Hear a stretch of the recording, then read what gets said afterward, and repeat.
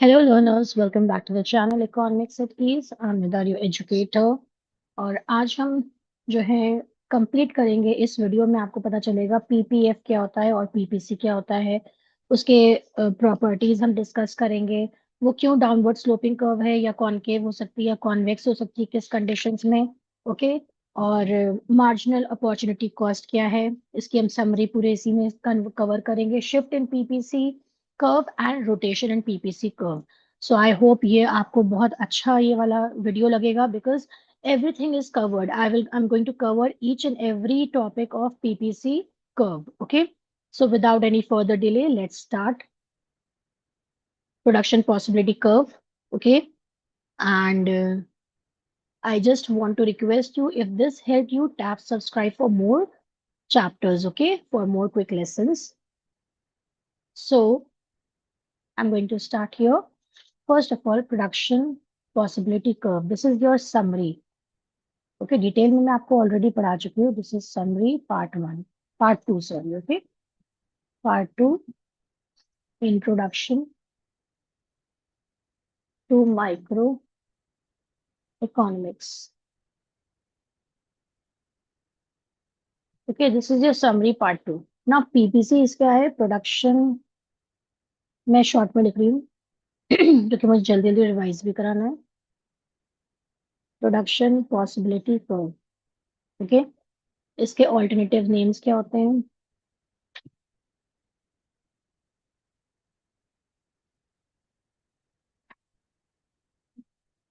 ये alternate names. Okay,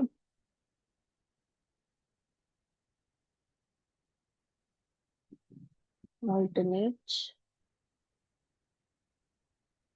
alternate names आज के क्या है, अदर नेम्स कुछ भी आप कह सकते हैं।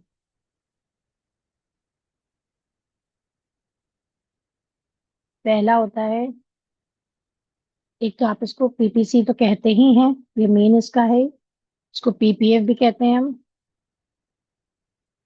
Production possibility frontier. सेकंड हम कहते हैं इसे ट्रांसफॉर्मेशन कर्व।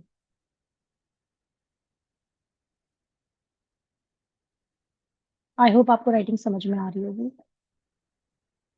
थर्ड इसे हम कहते हैं ट्रांसफॉर्मेशन बाउंड्री। एंड लास्ट हम इसे कहते हैं ट्रांसफॉर्मेशन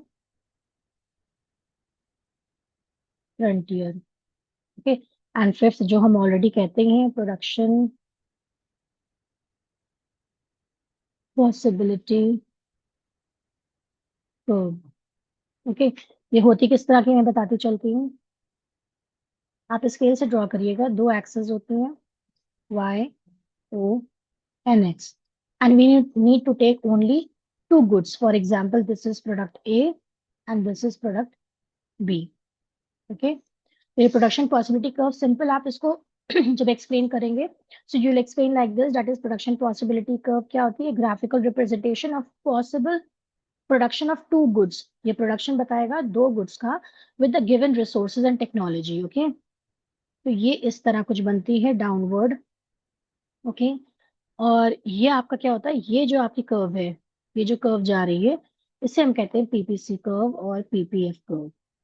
दोनों तरह से पूछा जा सकता है। ओके, तो ये आपका आ गया goods A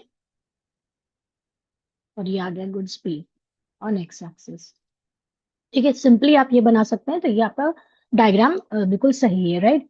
so it shows, it is a graphical representation which shows the production of two goods, that is A and B. मैंने ले लिए यहाँ पे, आप गन्स और बटर भी ले सकते थे, consumer goods and capital goods भी ले सकते थे, कुछ भी कर सकते थे। Okay, so it shows the combination of two goods, that is A and B, that can be produce with the given resource and technology. ये गिवन रिसोर्स एंड टेक्नोलॉजी के अकॉर्डिंग ही इनका कॉम्बिनेशन दिखाएगा, राइट?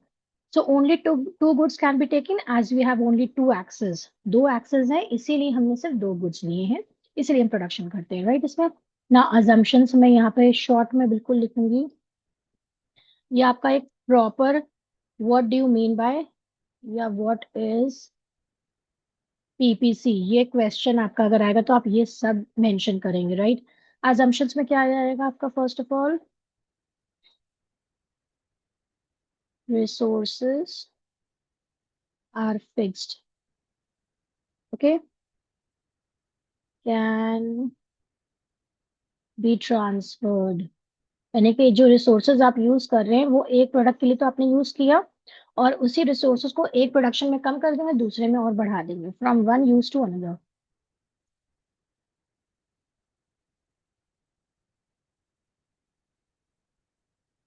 ओके, सेकेंड इसका assumption क्या है? Only two goods can produce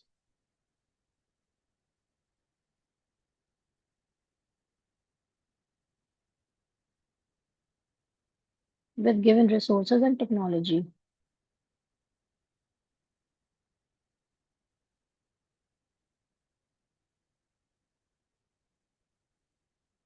ठीक है, ये कहीं से नहीं बढ़ेगा, टेक्नोलॉजी ना और बढ़ेगी ना रिसोर्सेज। फॉर एग्जांपल रिसोर्सेज का मतलब क्या हो गया, लैंड वगैरह है, वो नहीं बढ़ेगा। ठीक है, देन थर्ड क्या है? Resources are fully and efficiently utilised. मैं इसलिए पहले से बोल देती हूँ क्योंकि मुझे लिखने में थोड़ा सा टाइम लगता है, राइट? रिसोर्सेज, और ये भी एक अजम्पशन है कि जहां पे पीपीएफ बन रहा है इसका मतलब है यहाँ पे इस लेवल पे आपके रिसोर्सेज, इस पॉइंट पे कोई भी अगर आपका बनेगा कॉम्बिनेशन प्रोडक्ट्स का ए और बी का, तो इसका मतलब है आपके resources are fully and efficiently utilised.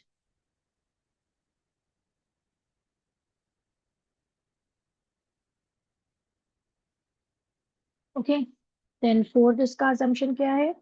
Resources are not equally efficient. Resources are not equally efficient का मतलब क्या है, मैं शॉर्ट में बता देती हूँ आपको कि अगर हमने मान लिए जो हमारे पास रिसोर्सेज हैं या लेबर्स हैं वो प्रोडक्ट ए बहुत अच्छे से बना रहे हैं, लेकिन जब हमने वो उन लेबर्स को शिफ्ट कर दिया बी के लिए तो ए की हमने प्रोडक्शन कम कर दी, तो क्या होगा, जरूरी नहीं है कि वो बी का प्रोडक्ट बहुत अच्छा बनाते हो, तो उसमें एफिशिएंटली नॉट इक्वली एफिशिएंट है। ठीक है, देन फिफ्थ आपका क्या है? लेवल ऑफ टेक्नोलॉजी, जो भी आप टेक्नोलॉजी यूज कर रहे हैं दोनों प्रोडक्ट्स के लिए वो क्या है, कांस्टेंट है। Level of technology is assumed to be constant. Okay, now students, one thing more I would like to tell you here, that is यहाँ पे क्या, no change in technology, no change. Writing पे मत जाना, इसलिए मैं बता दूँ टेक्नोलॉजी का मैंने टेक लिखा है खाली। ठीक है, now if question is been asked for what is PPC, तो पीपीसी का आप मीनिंग बताएंगे जो मैंने आपको बताया है। Then the alternate names of the PPC. Okay, इसमें से भी आप उसको मेंशन कर सकते हैं। You have to draw this diagram of PPC, production possibility curve. Okay, और पीपीएफ कुछ भी आप इसको कह सकते हो। Then assumptions, all assumptions you have to mention, right? जो मैंने अजम्पशंस बताया उनको ऐसे ही वन वन लाइन के अकॉर्डिंग आप इसको कर सकते हैं, right? Then please take the screenshot, this is the answer for what is PPC और डिफाइन पीपीसी, उसके लिए आंसर है, right? Now next is what, मैं आपको एक और चीज बताती चलूं, बहुत इंपॉर्टेंट है। If there is a relationship between two goods, ये पूरी इकोनॉमिक्स में ये चीज फॉलो करेगी। टू गुड्स, अगर आपकी डायरेक्ट रिलेशनशिप है या अगर आपकी इनवर्स रिलेशनशिप है,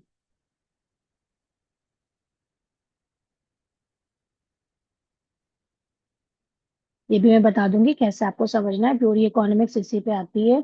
स्टार्टिंग जब आपके कॉन्सेप्ट्स क्लियर होंगे then you can easily do anything. Okay, इसी में इंटरेस्ट आपका आता है। डायरेक्ट में क्या होता है, फॉर एग्जाम्पल डायरेक्ट रिलेशनशिप में ये समझ लीजिए कि अगर किसी चीज के प्राइस बढ़ रहे हैं तो उसकी डिमांड भी बढ़ रही है। इनवर्स में क्या होता है, इनडायरेक्ट नहीं बोलते, इनवर्स बोलते हैं इकोनॉमिक्स में। ओके, अगर किसी का प्राइस कम हो रहा है तो उसकी डिमांड बढ़ रही है। ओके, मैं सिंपल आपको लैंग्वेज में बता रही हूँ। इनवर्स में ये होता है। ओके, इसमें क्या होता है, शॉर्ट में कह सकते हैं हम सेम डायरेक्शन में एरोज जाते हैं, इन डायरेक्ट रिलेशनशिप, और इसमें क्या जाएंगे, ऑपोजिट्स।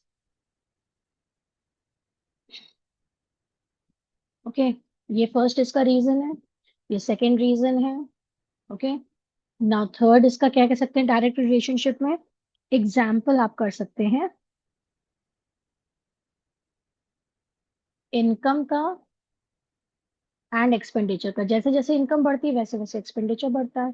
और इसमें क्या हो जाएगा एग्जाम्पल में आपका प्राइस एंड डिमांड, जैसे ही प्राइस बढ़ेगा उसकी डिमांड कम हो जाएगी, right. Then fourth is the diagram you can make. एक डायग्राम से पहले एक और चीज मैं बता दूं, इसका क्या होता है, डायरेक्ट रिलेशनशिप में क्या होगा आपका, हमेशा कर्व जो है अपवर्ड जाएगी, कर्व मूव्स अपवर्ड, ऊपर की तरफ जाएगी, ये भी बता देंगे कैसे बनेगी। एंड इनडायरेक्ट, और वो इनडायरेक्ट कह रही इनवर्स रिलेशनशिप, कर्व्स, कर्व्स नहीं curve always moves downward, right. अब इसका हम डायग्राम कैसे डिपिक्ट करेंगे, हमेशा एल बना के ही डायग्राम करेंगे। आप लोग न्यू है इकोनॉमिक्स के लिए इसलिए मैं आपको इतना डिटेल में बता रही हूँ, वाई ओ एक्स, इसमें भी साथ साथ बनाते चलो।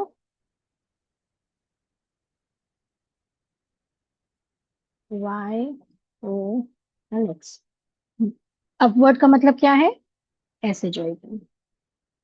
फॉर एग्जाम्पल पहले मेरा क्या था,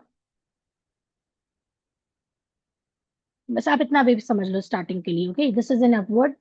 यहाँ पे हो सकता है, यहाँ पे आप ले लेंगे एक्सपेंडिचर, ये सिर्फ अभी बताने के लिए मैं समझा रही हूँ। And this is income, reason मैं बाद में बताऊंगी इसका आपको और डिटेल में। ओके डायरेक्ट रिलेशनशिप है अपवर्ड। डाउनवर्ड क्या होता है इसका जस्ट ऑपोजिट, ऐसे आ जाएगा डाउनवर्ड स्लोपिंग कर्व। यहाँ पे आप कह सकते हैं प्राइस एंड डिमांड। सो अगर कभी भी इकोनॉमिक्स में आपसे पूछा जाए what do mean by direct relationship, ये पॉइंट्स लिख दोगे इस तरह एग्जांपल्स में, एग्जांपल दे दोगे और डायग्राम बना दो, you will score full marks. Okay same with the inverse relationship, please take the screenshot, this is very important, right.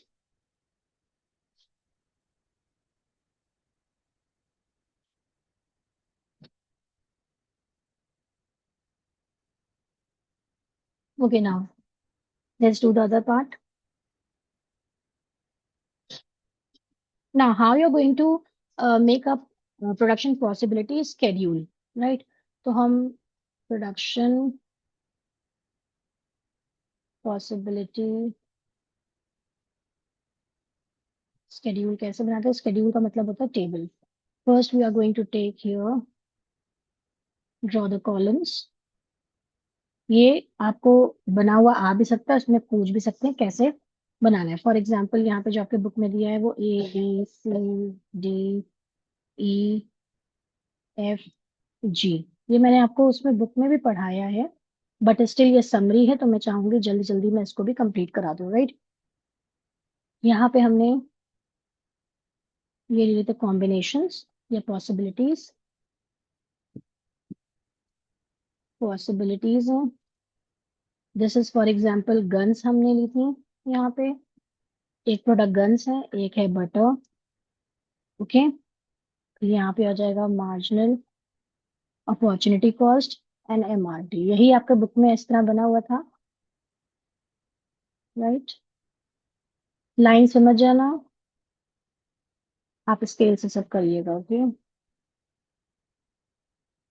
इससे लाइंस कभी भी स्ट्रेट ड्रॉ नहीं होती सही से, बेयर विद इट। एक्सप्लेनेशन समझ लो, बाकी तो स्केल और पेंसिल आपके हाथ में होगी, because in economics you have to make the graphs draw and figures everywhere, okay. Okay now first of all for example हमने क्या करेंगे, हम पहले ये हमने इस तरह चार्ट बनाएंगे जल्दी से अपनी कॉपी में।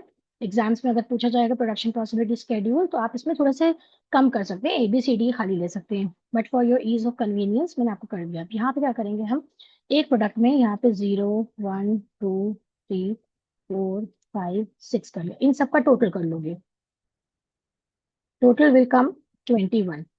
ये जो टोटल है वो हमें यहाँ पे लिखना है, right.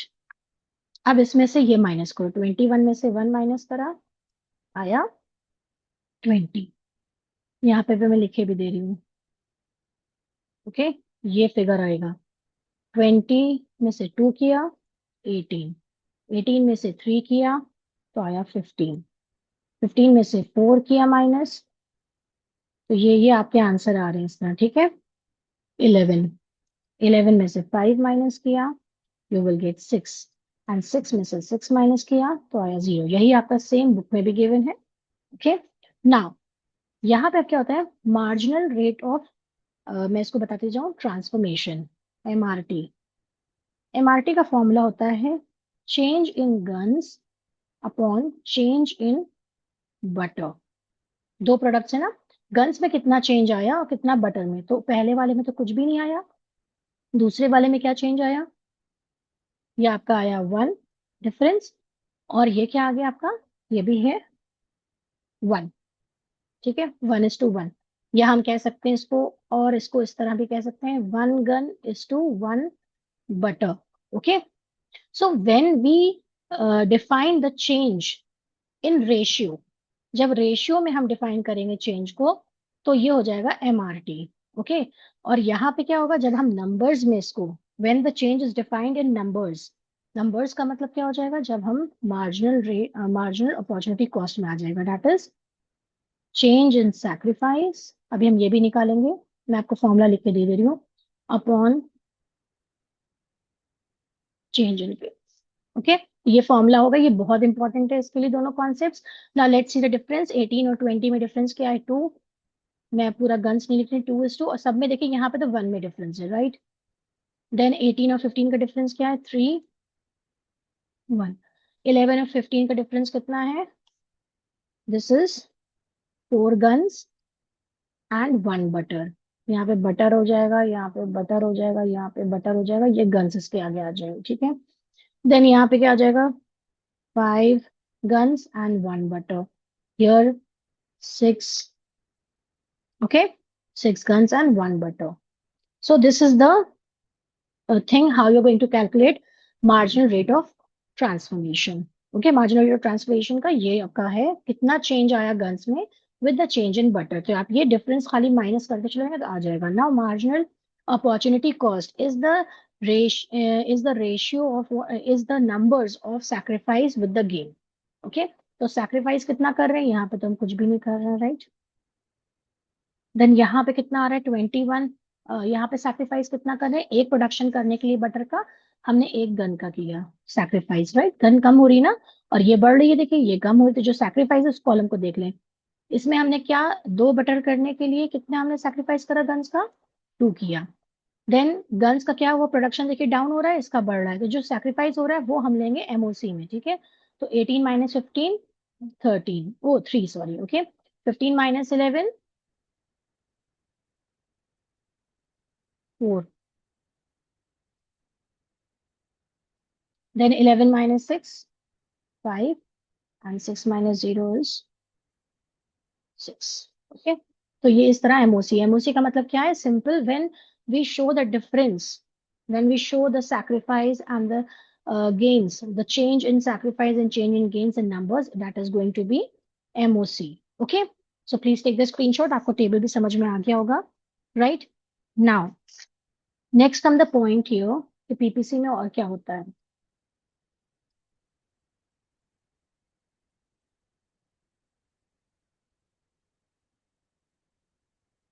Okay, first I'm going to draw the PPC curve. This is y o x, short में बस मैं जल्दी जल्दी बताती जा रही हूँ। okay, ये गुड मान लिया आपका A है, and this is your good B। Okay, production possibility curve मुझे पता है ऐसे बनती है, this is PPC। Okay, now any point on this curve, कोई भी पॉइंट आपका इस पे आ रहा है इस कर्व पे, for example this is A point, this is B point, this is C, this is D, this is E, and this is F. Any point in this curve, it means the resources are efficiently utilized. A to F तक क्या होगा, resources are fully and efficiently utilized. Okay, now any point inside the curve, ये curve है आपकी PPF या PPC, ये curve आपकी है। Okay, this is the curve, PPF कहो या PPC कहो, मैंने दोनों चीजें लिख दी यहाँ पे। सो any point inside the curve, it means for example F तक है, मैंने एच कर दिया इसको, ठीक है, point H. So point H is going to be regarded as the inefficient utilization of resources. Inefficient, or you can say underutilization of resources. या हम कह सकते हैं under utilisation of resources. Now, any point outside the production possibility curve. Okay. एक minute,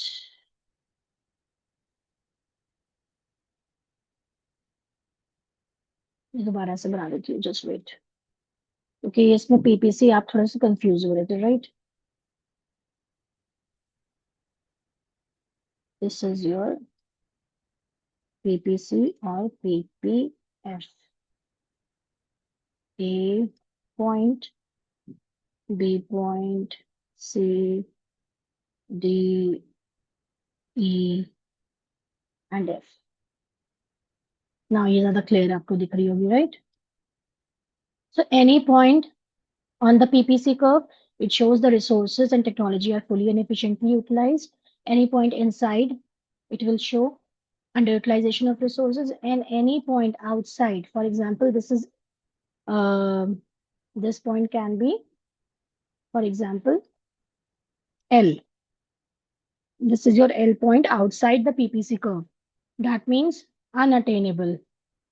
Resources are not provided. Okay, resources है ही नहीं आपके पास इसको अचीव करने के लिए. Unattainable, or you can say unachievable.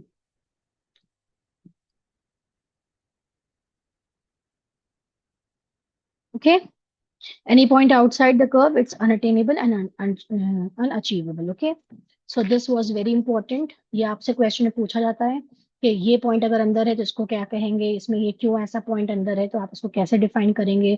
अगर कोई भी पॉइंट पीपीएफ कर्व पे है तो आप इसको कैसे डिफाइन करेंगे, तो ये आपको ये डेफिनेशन यही आ जाएगा, ठीक है, PPC curve. Now let's start the other part.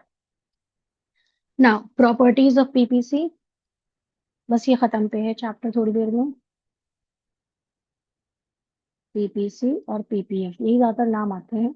Transformation भी आता है. फर्स्ट क्या है आपने देख लिया प्रॉपर्टीज में, ये डाउनवर्ड होती है,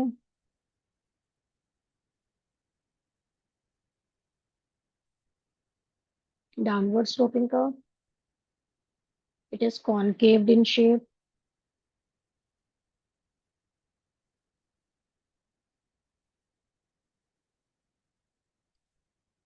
concave shaped. Okay, then it can shift rightward or leftward.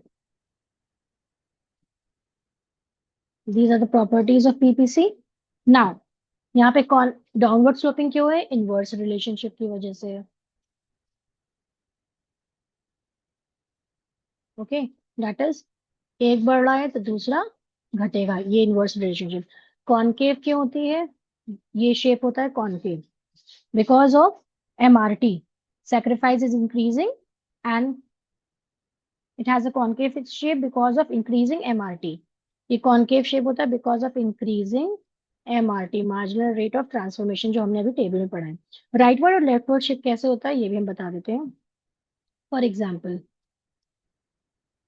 Y O X, आपको समझ में आ गया होगा, product A and product B, ये आपका आ गया. मैं दो चीजें बता रही हूँ.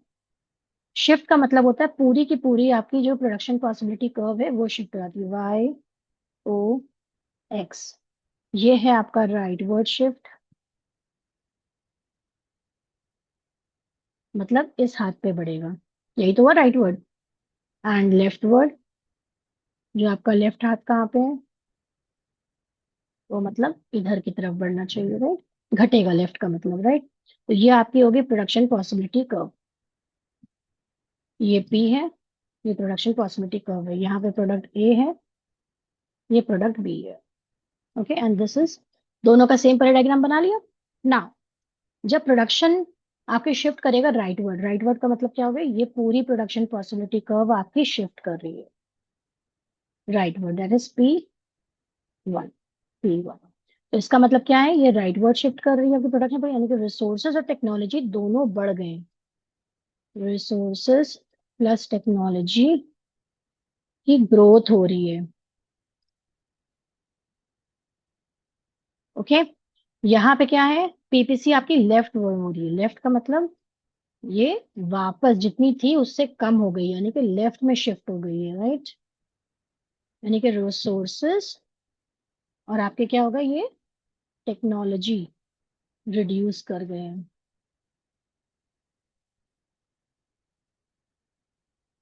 ओके, रिसोर्सेज और टेक्नोलॉजी आपके क्या हो गए हैं, लेफ्ट में हो गए, तो ये इनके ग्रोथ कम हो गया, रिड्यूस हो गया, डिक्लाइन हो गया है। Take the screenshot, this is very important. तो ये अगर शिफ्ट बताया जाएगा तो राइट वर्ड में हमेशा आगे बढ़ेगा पूरी कर्व। ओके, और लेफ्ट वर्ड अगर बताया जाएगा तो लेफ्ट वर्ड में पूरा वापस इधर आ जाएगा, right. Take the screenshot.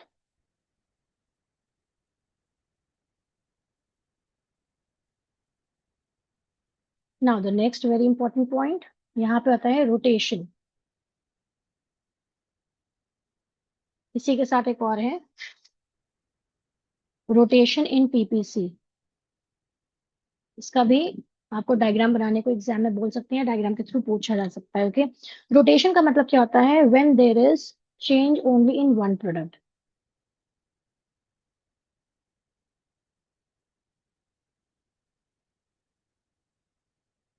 In one good, good या प्रोडक्ट, यानी कि अब हम इसमें रोटेशन में क्या बताएंगे। फॉर एग्जाम्पल, ये आपके दो प्रोडक्ट्स हैं, YOX। ओके, ये आपकी गन्स हैं, ये आपकी बटर है।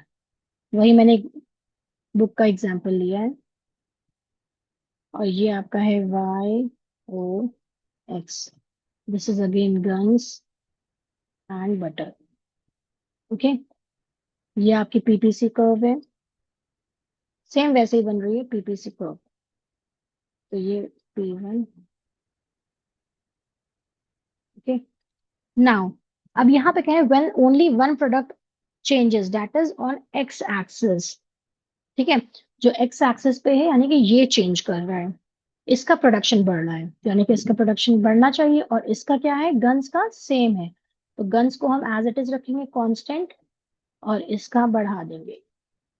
ओके, और इसी का अगर हमें घटाना होगा लेफ्टवर्ड शिफ्ट कर देंगे, when there is change in only one. Okay, तो ये क्या हो जाएगा, फॉर एग्जाम्पल ये आपका सी पॉइंट था, ये हम कहते हैं यहाँ पे बटर पे आया था बी पे, तो ये बढ़ के यहाँ पे आ जाएगा सी, और घट के ये इस पे आएगा। घटने का मतलब है लेफ्ट वर्ड, कभी भी कम करना हो तो हमेशा लेफ्ट में, बढ़ाना है तो right word shift. Okay, always remember this. तो क्या क्या है, हमने यहाँ पे गन्स को लेकिन कांस्टेंट रखा है। When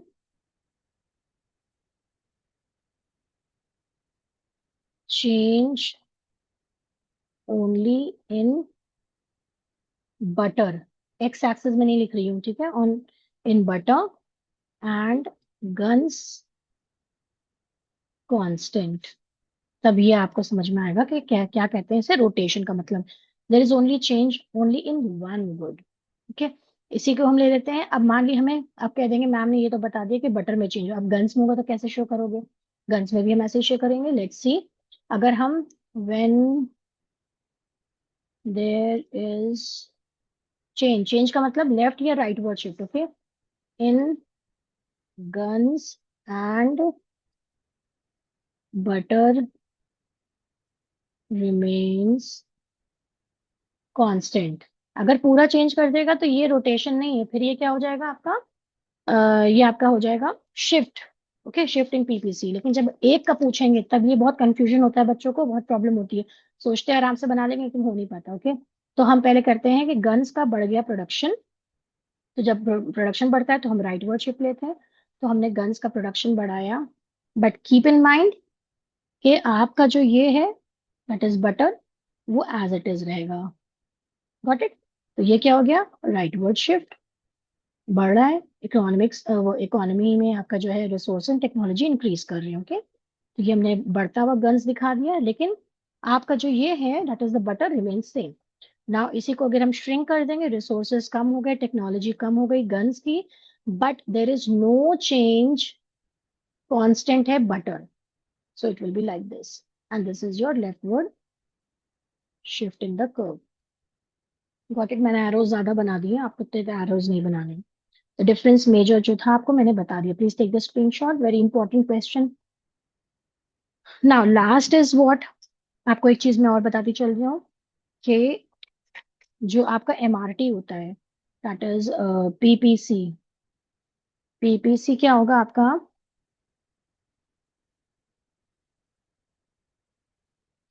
can PPF be a straight line? और ये क्वेश्चन था आपका, जस्ट वेट हियर, यहाँ पे पूछा गया है। अम, हम्म तो राइट वर्ड शिफ्ट वर्ड, हमने राइट वर्ड और लेफ्ट वर्ड शिफ्ट मैंने बता दिया है। Now PPC can be concave हो सकता है, देखो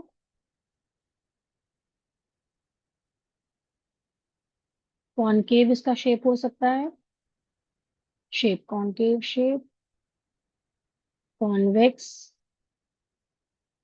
एंड लास्ट यही टॉपिक है बस, इसका क्या, स्ट्रेट लाइन।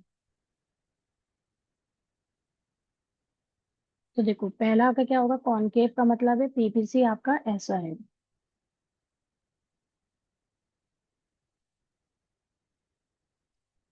सेकंड में क्या है, पीपीसी आपका कॉन्वेक्स है, ऐसा। हो सकता है कि नहीं हो सकता है, ये बताया जा रहा है। एंड लास्ट है आपका, this is convex, this is concave, हमें यही मिलता है कॉनकेव, ठीक है। And PPC can be straight downward sloping curve, straight line.